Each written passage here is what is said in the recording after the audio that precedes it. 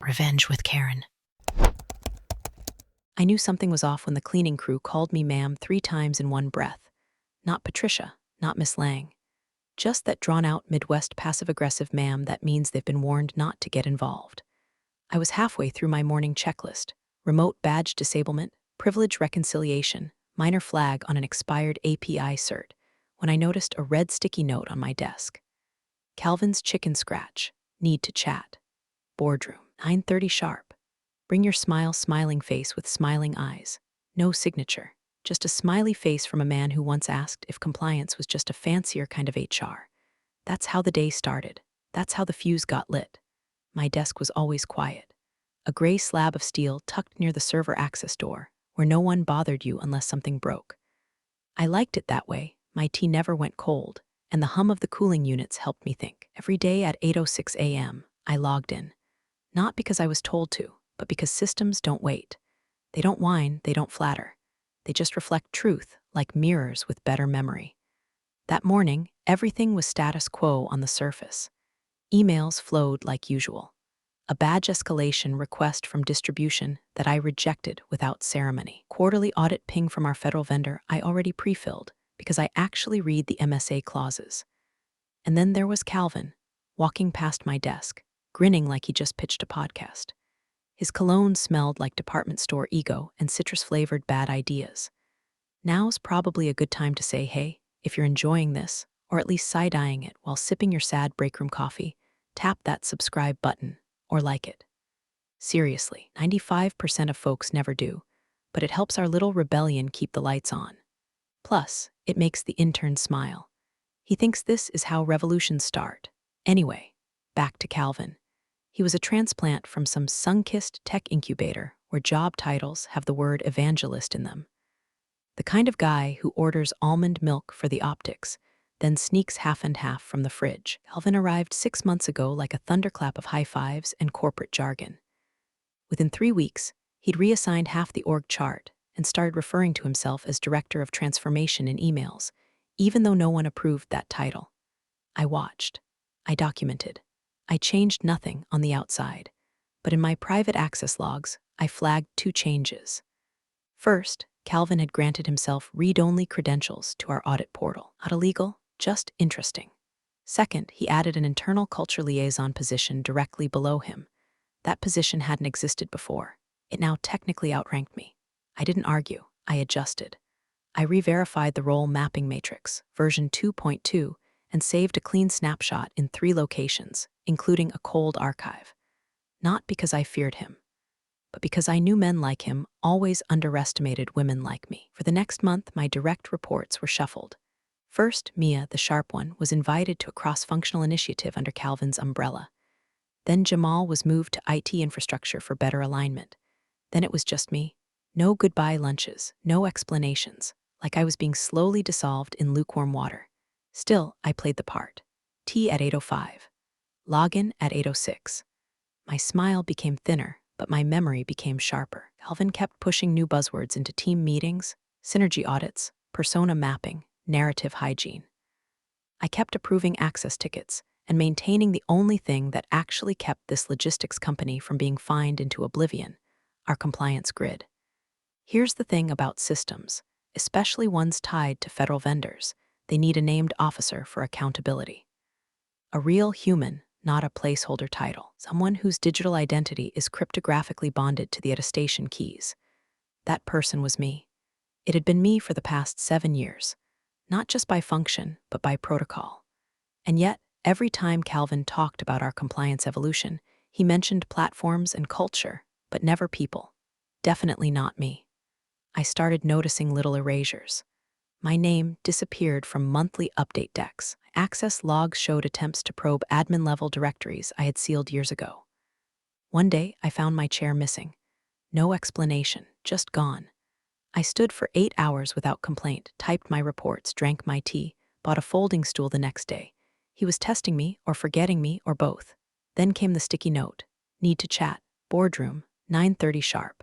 Bring your smiling face with smiling eyes. I took one last sip of tea, logged my final badge audit for the morning. Then stood, grabbed my ID, and walked toward the boardroom like a woman heading for her own funeral, with excellent posture and absolutely no intention of dying. What Calvin didn't know was that the moment he picked up his pen to draw a new org chart, he was already out of compliance, and I was just waiting for him to hand me the match. It happened on a Thursday, which already felt like a slap. Thursday is too close to Friday to matter, and too far from Monday to deserve a disaster. But Calvin, in his infinite performative wisdom, picked 2:00 p.m., the sleepy dead zone where caffeine fades and no one's sharp, for his little announcement. The invite had come with a subject line that sounded like a TED talk, but smelled like a pink slip: structural evolution and culture alignment. It started with snacks. Always does. Corporate executions get dressed up in trail mix and La Croix. Calvin stood in front of the flat screen, sleeves rolled up like he was prepping to paint a fence, grinning like he'd just reinvented sliced bread. Behind him, a pastel-colored PowerPoint slide with words like agility, modernity, and human synergy. The slide changed, and with it, the hierarchy. In our pursuit of a leaner, more collaborative tomorrow, Calvin began, reimagining how leadership functions. Titles are outdated. Hierarchies limit innovation. So we're moving toward a more fluid, role-based structure, effective immediately. Then came the bullet points. My title, Senior Compliance Systems Officer, was gone, not reassigned, erased. In its place, Systems Resource, Audit, and Infrastructure Support. That's HR speak for glorified assistant with no teeth. My name was boxed in gray. Every other name on the chart had soft, inviting blues and greens. Mine looked like a gravestone. And who was I now reporting to? Dylan, 26. Just got his MBA from a school with a beach. His job title, Culture Liaison and Engagement Integrator. His job description, unclear. His experience with federal audit frameworks, 0. His TikTok presence, extensive. I didn't flinch. Didn't blink. Hands stayed folded in my lap like a woman at a funeral waiting to throw dirt. Dylan looked over at me sheepish. Hey, Patricia. Super excited to collaborate, I nodded. Not to him, to myself. The rest of the meeting was a blur of verbal kale salad. Words like flattening, autonomy, trust. Calvin made a show of calling this the Patricia model, an example of how senior talent can guide from a support position. A few chuckled. I didn't. I stared at the screen until the pixels blurred. Then I opened my laptop, calmly, quietly. I downloaded Role Mapping Authority Matrix V3, internal file, restricted access, written by me 6 months prior. It contained every internal authority chain governing compliance permissions, badge roles, audit trails, and signature validators. Every node, every user, every clause. What Calvin didn't understand was this.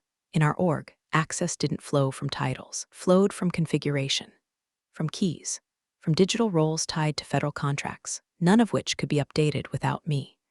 I opened a terminal and ran a silent read-only trace on admin reassignments. Calvin had tried to push a permission inheritance flag, likely for himself or Dylan, but it failed. Because buried deep in our policy code was a clause labeled 14B, role ownership defined by cryptographic assignment, transferable only by named officer. That officer, yours truly. No one had ever tested that clause before, until now.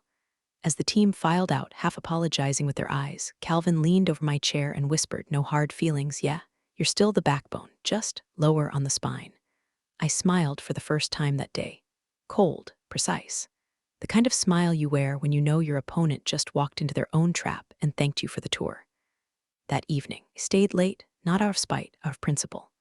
I resynced the badge logs, updated the role status archive, and tagged all outdated security groups as deprecated. Then I opened a fresh incident report, labeled it Phase 1, Realignment, and attached my personal notes under an innocuous file name, Lunch Policy Draft V5. Let them eat snacks. I was building the paper trail that would smother them. Then I shut the lid of my laptop and walked out, bells echoing through the empty corridor like a countdown. The cage was smaller now, but it still had steel bars, and I still held the keys. They say humiliation burns hotter when served in a well-lit room with iced cucumber water. The boardroom was set like a wedding banquet, minus the joy and plus 2 extra HR reps who looked like they'd rather be anywhere else. The calendar invite had said transition alignment, like I was a printer cartridge getting slotted into a new tray. No context, no agenda, just my name, a time, and a location that usually meant lawsuits or layoffs. I walked in at 10:58 a.m., 2 minutes early, and every eye lifted like I'd interrupted a eulogy. The CEO, Daniel, gave a stiff nod. He was the kind of man who smiled with his chin, not his eyes. Legal counsel, Andrea, sat to his right with a leather binder clutched like a Bible during a storm. Across from them, Calvin, leaning back, one foot resting on his other knee like this was poker night. HR sat beside him, armed with support documentation and that peculiar performative warmth that always precedes a corporate execution. Patricia, Calvin chirped like we were meeting for brunch. Thanks for joining us. We wanted to align on your next chapter. Words hit like a slap delivered with silk gloves. No one offered me a seat. I pulled one out myself, slowly, deliberately, and folded my hands on the table. No pen, no notepad, just me and a silence sharp enough to peel wallpaper. Daniel cleared his throat. Calvin has brought forward some exciting operational shifts. It's all part of our organizational agility roadmap, which is why, Calvin cut in, rethinking physical proximities and departmental clustering. You know, to encourage organic collaboration. Andrea flipped open the binder. Inside, a single laminated floor plan, the new desk assignments, and there it was, basement level B2, desk hash 47, listed under storage overflow and legacy ops, between janitorial and printer refill. No windows, no HVAC. Just condensation, metal shelves, a view of cardboard boxes labeled Q2 2014 archive, do not shred. Calvin grinned like he'd pulled off a magic trick. You'll be closer to the paper. He even laughed at his own joke. I didn't. I turned to Andrea, studied the binder in her hands, the pages beneath the map, the tab labeled at a station credentials. Her fingers twitched slightly as she realized what I was looking at. That binder wasn't just about office, real estate. It was the quarterly compliance prep, sign-off matrices, credential attestations, audit flags. Everything that depended on one unchangeable line, named officer signature required. Calvin mistook my silence for submission. That was his first real mistake. HR jumped in. Of course, we want to make this transition feel empowering. Your contributions are still valued, Patricia. This just right-sizes things a bit, puts you in a more adaptable environment. Adaptable? Asked, voice steady. Dynamic, she corrected quickly. I glanced back at the floor plan. No mention of internet connectivity, no notation for badge scanner, no phone extension listed, no exit. Do I need to sign anything? I asked, more to Andrea than anyone else. She hesitated. Not today. This is just alignment. Meaning they wanted to push it through unofficially. Informally. Publicly, but without a paper trail. If I made a fuss, I'd look petty. If I refused, I'd be resistant to change. But if I accepted it, they'd use my silence as a consent clause. A legal shrug of the shoulders they could later point to and say she didn't object. So I did what they didn't expect. I smiled, not out of joy, out of clarity. You're right, I said quietly. It's time to realign. And with that, I stood. No outburst, no tears. Just one precise movement as I reached into my blazer and pulled out my company badge. I placed it on the table, square in the center, and slid it not to Calvin, not to HR, but to Andrea. She blinked, picked it up like it was radioactive. You'll want to update the badge system, I said. Mine's still keyed to the compliance vault. Calvin chuckled. Already done, it's on it. Andrea didn't speak. She just opened the binder again, flipped to the second tab, and there, highlighted in yellow, was the system-generated ID tag tied to the federal compliance portal. My badge, my cryptographic ID, still active, still singular, transferable, only with explicit authorization from the current named officer, which, by protocol and contract, required biometric confirmation and full disclosure to external partners. I had given neither. Thanks for the update, I said, turning to leave, looking forward to being closer to the paper. And as I walked out, I heard Daniel murmur something low to Andrea. She didn't answer, because her hands were shaking, just slightly. That binder was supposed to be ceremonial, a prop, a formality, but now it was a live wire, and they'd just touched it with wet hands. The basement smelled like neglect and toner ink. Fluorescent tubes buzzed overhead like dying flies, and the only airflow came from a dusty fan zip-tied to a support beam, oscillating with the slow defeat of someone paid hourly. My new desk, if you could call it that, was wedged between a rusted industrial shredder and a stack of expired toner cartridges marked 2016 do not open. A sticky note on the monitor read, "Good luck." With a winking face, Dylan's handwriting. I sat down, straight-backed, calm. Then I got to work. C. Humiliation is only lethal if you let it break your rhythm. Mine was still intact. They'd buried me in a tomb of broken office supplies and forgotten invoices, but they forgot to revoke my tools. Worse, they forgot I designed most of them. First move, revoke dormant badges. Our system had a nasty habit of hoarding old access credentials like a digital hoarder's attic. Ex-employees, contractors, interns from 3 years ago still had live credentials buried in subfolders. I initiated a silent purge, 36 dormant IDs gone. No emails, no alerts. Just a soft internal note. Batch inactivation, routine security compliance. Logged Patricia Lang, 6:03 p.m. Second move, audit trail activations. I set up a passive listener on the admin escalation log. Every time someone tried to assign themselves higher permissions or fiddle with compliance settings, it would ping a hidden thread, my thread. Calvin, as expected, had been trying to slide in custom overrides. He used Dylan's ID to mask it, thinking the audit trail wouldn't notice proxy escalation. The system did, logged it, time-stamped it, tagged it with the memo. Unauthorized role shadow attempt escalation blocked. Third move, memo deployment. I wrote one last final version of our internal compliance guidelines, Compliance Framework V5.1, Revised Security Authority Structures. It outlined everything Calvin was trying to ignore: who could and couldn't hold keys, who could and couldn't sign federal attestations, and most importantly, the triggers for auto-notifications to external regulators in the event of a protocol breach. I emailed it to legal, HR, Calvin, Dylan, and the IT director. No response. Not even a read receipt, so I archived it, time-stamped it, saved 2 encrypted backups on offsite cold storage under personal retention policy, #442B, which, by the way, still legally valid because they hadn't updated the retention framework since 2021. I wrote it. They never understood it. And now they were trying to dance around it like it wasn't booby-trapped. Meanwhile, upstairs, Calvin was holding his all-hands sinks, grinning with slide decks full of empty promises and meaningless verbs. Reimagine, elevate, streamline. Had no clue the guts of the operation were quietly detaching themselves like the bolts of an overloaded cargo plane. Every time they ignored me, I logged it. Every meeting I was excluded from, I filed under omission of officer in regulatory disclosure channels. Subtle, yes, but should a federal inquiry ever come knocking, those omissions would register as compliance gaps. And gaps meant violations, and violations meant fines. They'd laugh now, of course. Calvin probably had a new catchphrase ready. Something like, "Oh, Patricia's just clinging to legacy systems." But systems don't care about clinging. They care about state integrity. And ours, it was now in free fall. I started clearing the physical clutter in my new office, moved out the broken fax machine, consolidated the old files into one neat archive box, labeled the empty shelf with a single line of Sharpie ink. They called this a transition.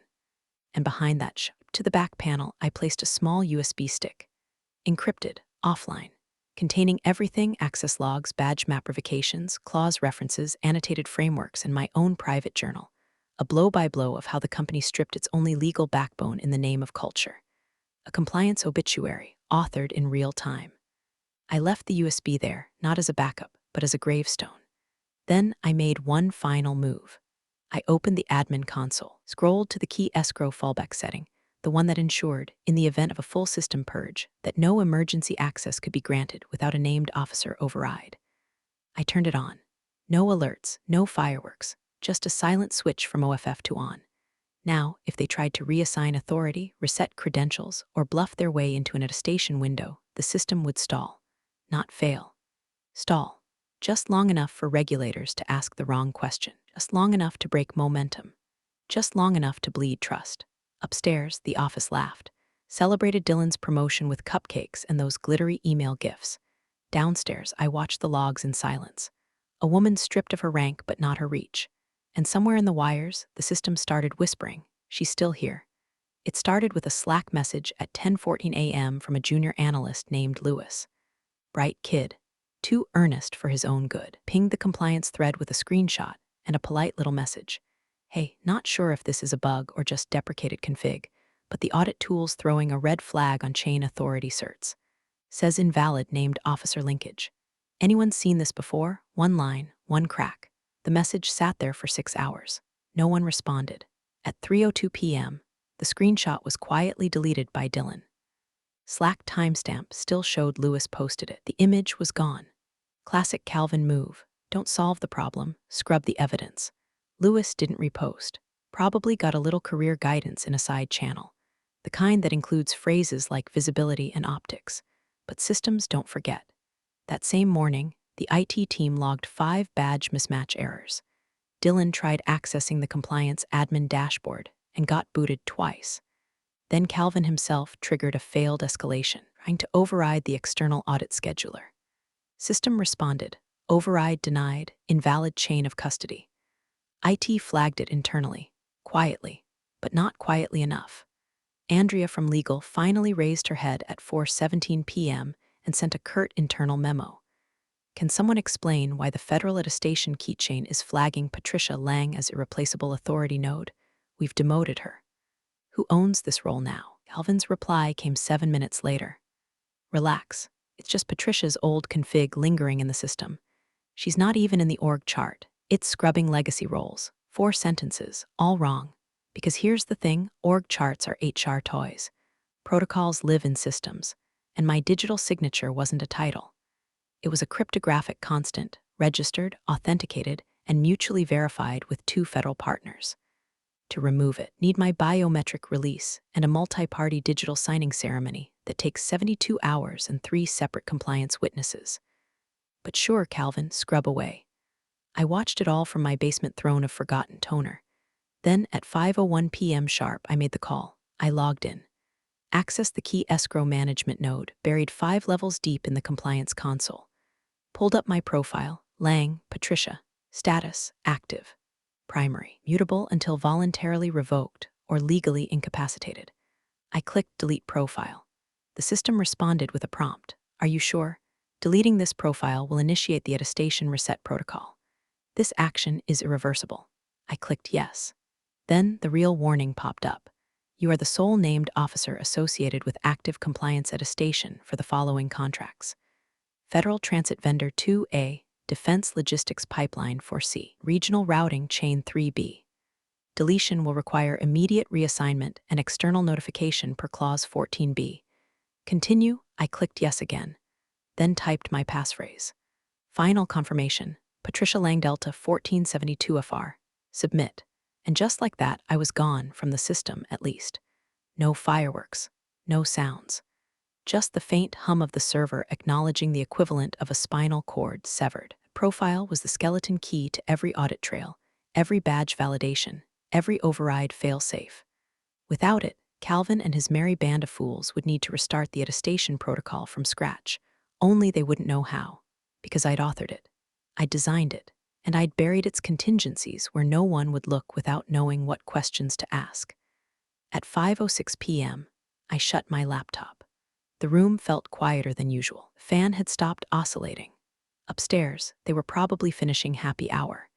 Dylan toasting his culture milestone. Calvin updating his LinkedIn with another meaningless victory. HR sending out e-cards celebrating positive transition energy. But somewhere in the walls, systems were slowing down. Credentials were failing to sync. Triggers were quietly activating. Logs were building like thunderheads. In legal's inbox sat a silent anomaly. A ping from the audit portal requesting named officer confirmation. No response. The first cracks had formed. Hairline, dismissed, papered over. But cracks, if ignored, become fractures. And fractures eventually bring down towers. I leaned back in my chair. The steel groaned. My eyes were dry. My hands calm. They thought they'd buried me. They didn't realize I was still inside the walls. And I'd just pulled the first brick. It hit on a Wednesday morning. The kind of sterile midweek, quiet where nothing is supposed to happen. Emails were trickling in at half speed. The office espresso machine had overflowed, again. Dylan was running late to his own culture sprint, but tucked somewhere between a calendar invite and a cat gif from HR was an unread email that detonated everything. Subject, contract action, required vendor ID hash 882,349. Transit routing chain sender. Federal compliance at Govling Sec. We are placing contract, hash TRC 2024 to 11B, on temporary hold, pending credential reconfirmation. Current attestation record indicates. No authorized signer. Please respond within 48 hours to avoid federal breach protocol. It was just a little red flag in the corner of the screen, but it might as well have been a nuclear alarm. Calvin didn't see it first. Legal did. Andrea pinged him with a terse message. Do you know anything about a signer removal from the audit chain? Calvin's reply was his signature cocktail of ego and improvisation. Yeah, Patricia's stuff. We're cleaning it up. Dylan's stepping in. No biggie. Except it was a biggie, because when Dylan tried to log into the compliance portal to designate himself as the new named officer, the system spit him out with a rejection notice, so clear even legal couldn't spin it. Error. Transfer invalid original named officer. Must authorize key assignment via 14B protocol. Clause 14B. The thing I wrote. The thing they never read. Back when we built the new compliance schema, I insisted on one clause buried in the legal boilerplate, mostly as a firewall against sudden exits, or worse, bad actors. It required any replacement of the compliance signature authority to be approved in writing and in system by the current named officer. Failing that, it triggered a regulatory notice. Not optional, not editable, and not removable without triggering a full system reset, which required recertification from 3 separate federal agencies. They had no idea what they'd just walked into. HR scrambled first. Marlene, the one with too many scented pens and not enough spine, came down to the basement in a soft panic. She did her nervous knock. 3 taps, then a breath, then 2 taps. I let her stew outside the door. When I finally opened it, she was already mid-sentence. We just need a quick signature, nothing big, just updating some files. She lied with the politeness of someone trying to defuse a bomb with a spatula. Let her hand me the paper. It was laughable. A printed form stating, in generic legalese, that I formally release all credentialed authority tied to my prior role and consent to reassignment in good faith. No clause references. No audit trail. No proper countersign. I set it on the desk. Didn't sign it. Is this your idea? I asked, or Calvin's? Marlene smiled like a hostage. Just helping where I can. She left 5 minutes later, paper unsigned. I'm sweating. Upstairs, IT started to unravel. Badge mismatches were escalating. Admin tasks were failing. A junior sysadmin tried to create a workaround credential and got locked out of the override dashboard entirely. The system replied with one simple message. At a station, key removed, escrow reset required. They didn't even know what that meant. At 1:47 p.m., my old Slack, still technically active through legacy permissions, pinged with a message from Dylan. Hey, what is clause 14B? Just like that, no greeting, no punctuation. Just raw desperation disguised as a question. I didn't respond, but I did take a screenshot for the file. Across the building, the mood shifted. Laughter dulled. Phones started ringing more. Andrea took 2 calls in the hallway, pacing like a woman 1 step behind a fire. The CEO, Daniel, canceled a lunch meeting. Calvin held an emergency sync that bled into a second meeting that he never left. That afternoon, a second vendor email came in. We are formally requesting clarification on the current chain of compliance authority. Our records show no valid attestation path. Please advise immediately.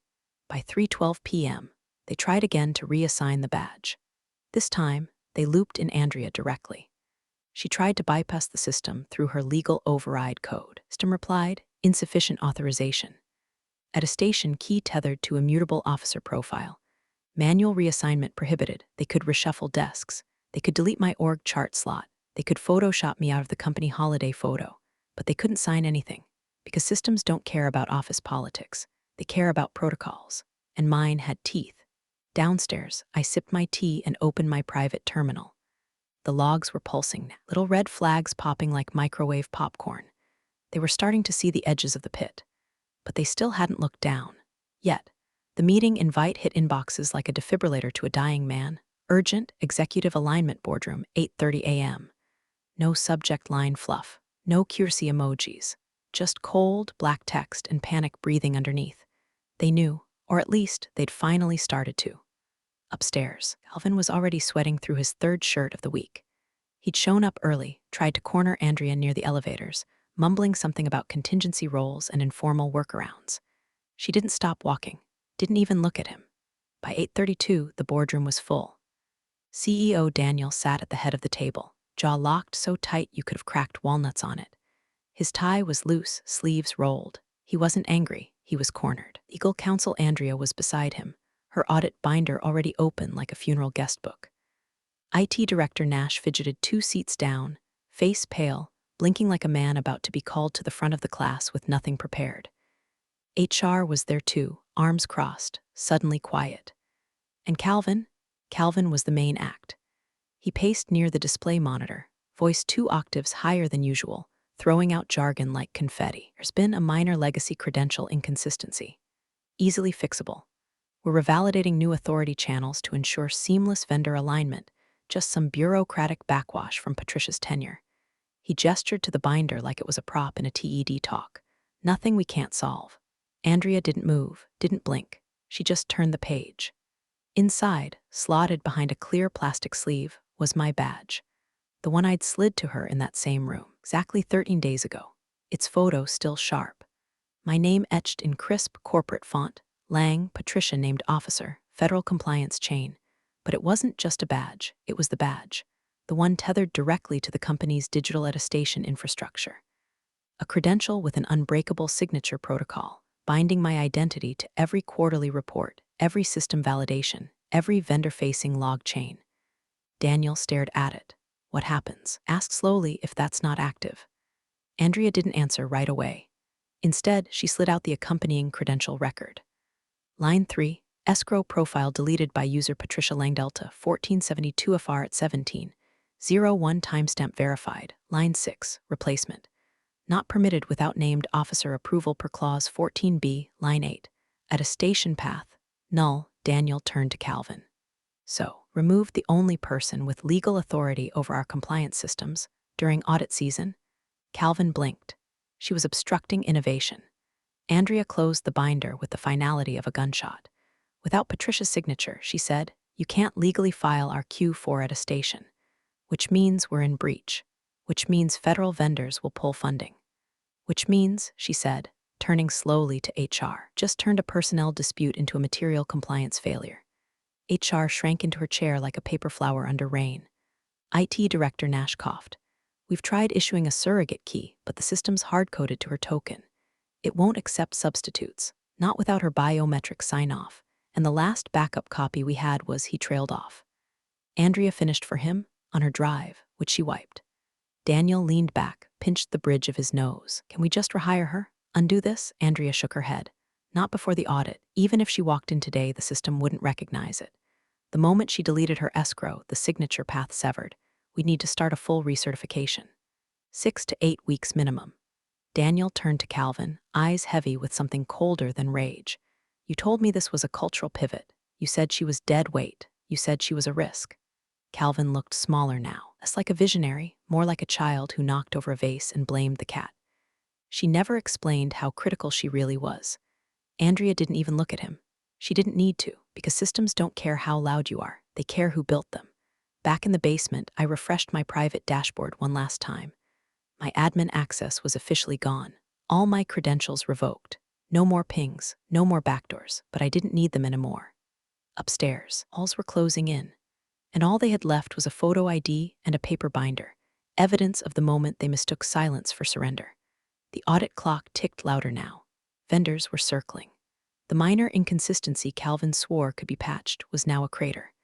And at the center of it sat one laminated badge in a plastic sleeve, my name, still glowing like a fuse they thought they could cut without consequence. And now the fire was already halfway through the wiring, came crawling first thing Thursday morning. Marlene from HR showed up again, this time without her usual scented pens or sugary optimism. She brought a retroactive clarification memo, an official-looking PDF riddled with legal fuzz, backdated 3 weeks, stating that Patricia Lang had never been formally demoted, but was on flexible assignment for departmental realignment. It was a Hail Mary wrapped in corporate vomit. Andrea read it in silence, read pen in hand.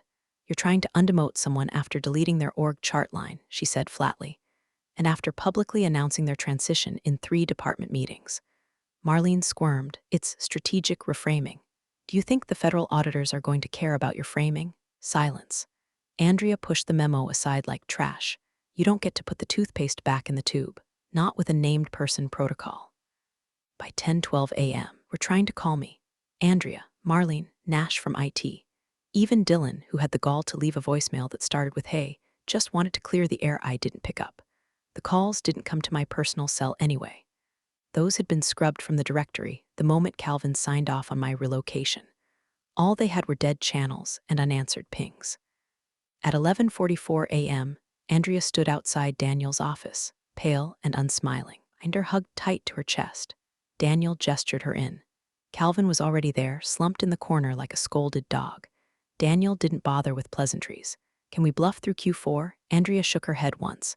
"Not unless we want the feds crawling up our VPNs with subpoenas and clipboard flashlights." "Can we delay filings?" "Andrea, we already did. Twice." "Fake a transition plan?" "Andrea, they'll demand to see Patricia's digital sign-off. Doesn't exist anymore." Daniel slammed a palm on the desk. "So we're held hostage by someone who doesn't even work here?" Andrea's tone changed, sharpened, precise. "You're not being held hostage, Daniel. You kicked her out. You mocked her. You erased her identity from the company while leaving her signature hard-coded into every binding federal attestation we've made for the past 7 years. She was never just an employee," she added. "She was the system." Daniel leaned back like he'd been gut-punched. "What now?" "We call outside counsel," so they did. By 2:15 p.m., 3 partners from a white shoe law firm were patched into a video call. One of them, a grim-faced woman named Sutton, took exactly 37 seconds to skim the documentation before leaning into her webcam. "This is bad." Andrea exhaled. "How bad?" Sutton rubbed her temple. "You're operating under a named person protocol. That means the signature can't be reassigned without original officer approval." "She's gone," Andrea said. "Then so are your filings," Sutton replied. Calvin, desperate, jumped in. "We could maybe duplicate her role, mirror it." Sutton cut him off. "You think the federal government's going to accept a forged crypto signature chain in Q4 of an election year? Do you want to explain that in front of a Senate subcommittee?" Silence. "I suggest," Sutton added, "pray she hasn't filed any whistleblower complaints. Or worse, automated triggers." Andrea's eyes darted to the binder. She hadn't even considered that. Daniel went still. "You said she wiped her access, right?" Sutton asked. Andrea nodded. "She revoked her key, deleted her escrow, removed herself clean. Then she knew exactly what she was doing," Sutton said. "You don't clean a signature path unless you want to leave a crater." Down in the basement, my desk had been cleared. Empty chair, blank monitor. The box of toner cartridges untouched. But what they hadn't realized was that my presence wasn't in the walls. It was in the architecture. They could replace my chair, my nameplate, even my Slack handle. But they couldn't replace the silent fingerprint I'd pressed into every part of that system. Key assignments, chain validations, breach protocols. They needed me now. And I was nowhere to be found. No forwarding address, no bridge to crawl across, no lifeline. At 3:47 p.m., Andrea finally sent an internal email. Subject, urgent named officer retrieval options. We are now considering outreach for third-party re-engagement. All communication must be documented and routed through legal. Do not contact Patricia Lang without approval. The message was flagged high priority. Red exclamation mark. But it didn't matter. Because by that time, I was already gone in the way a ghost leaves behind cold rooms and locked doors. And every file they opened without me was just another dead end. Their power had emptied out with my badge swipe, and they were only just realizing the lights weren't coming back on. At precisely 9:01 a.m., the system choked. It didn't crash. It didn't scream. It just refused. A silent protest written in code. The external audit had been scheduled for months. The vendor rep, lean man in an ironed blue shirt and glasses that reflected everything but expression, clicked into the portal and waited for the system handshake to initiate the Q4 attestation. Nothing. Then a single notification slid across every executive dashboard, red and final. Attestation key invalid, named officer removed, compliance path terminated. The room froze. No one breathed. On screen, the federal audit protocol blinked amber, then red. Waiting officer credentials. None detected. The auditor adjusted his tie, clearly aware of the silence now weighing down the room like fog. "Who owns this badge?" he asked, holding up a laminated printout of the credential record. "My face, my name, my ID." Calvin cleared his throat, blinking faster than a turn signal. "She's no longer with the company. We restructured her out last quarter." The auditor tilted his head. "Restructured her out?" Daniel stepped in, voice tight. "Was part of a broader reorganization, intended to modernize operations." "Did the named officer approve a handoff?" Andrea opened the audit binder, slowly, as if hoping the act itself would summon mercy. She reached the section where the escrow profile once lived. Just white space now. A signed deletion timestamp burned into the page like a wound. She didn't speak. The auditor gave them the mercy of restating the obvious. The named officer deleted her credentials without a successor assigned. Your system is out of compliance. As of this minute, he tapped a key.